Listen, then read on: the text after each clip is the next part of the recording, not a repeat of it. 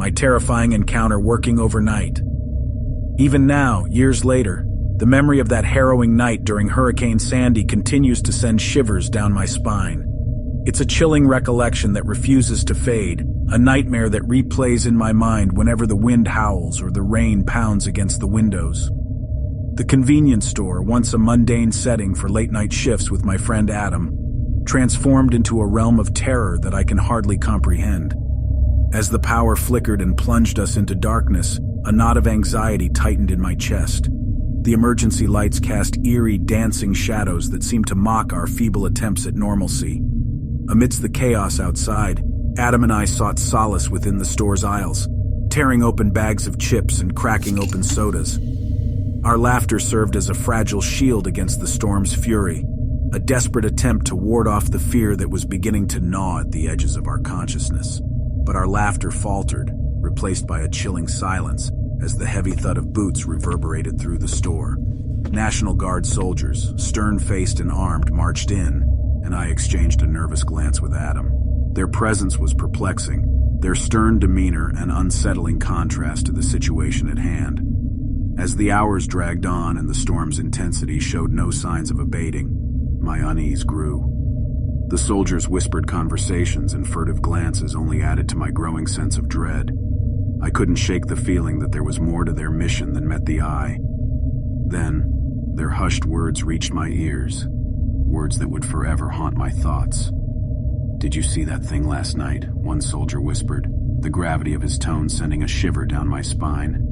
"It's like a nightmare come to life." My heart raced, and I found myself eavesdropping on their conversation, my curiosity overpowering my fear. A creature, a cover-up. The implications were staggering, my mind struggling to comprehend the horror that was unfolding before us. As the night wore on, time seemed to blur into a haze of tension and uncertainty. The storm's relentless fury mirrored the turmoil within me, each thunderclap echoing the rapid beating of my heart. And then the air was split by an otherworldly howl, a sound that seemed to reverberate through the very core of my being. Through shattered windows, I witnessed a nightmare made flesh, a grotesque, hulking creature emerging from the storm's chaos. Its eyes glowed with a malevolent light, and its very presence exuded an otherworldly terror that chilled me to the bone. Panic surged within me, and I clung to Adam, my breath caught in my throat. The soldiers acted with trained precision, their efforts to barricade the entrance a stark reminder of the imminent danger.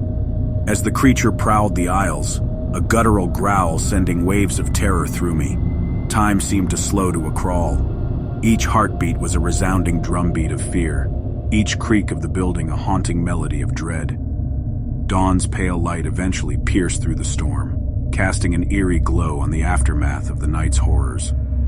The creature's final, otherworldly howl faded into the distance, leaving an unsettling silence in its wake. The soldiers departed, their haunted expressions speaking volumes of the horrors they too had witnessed.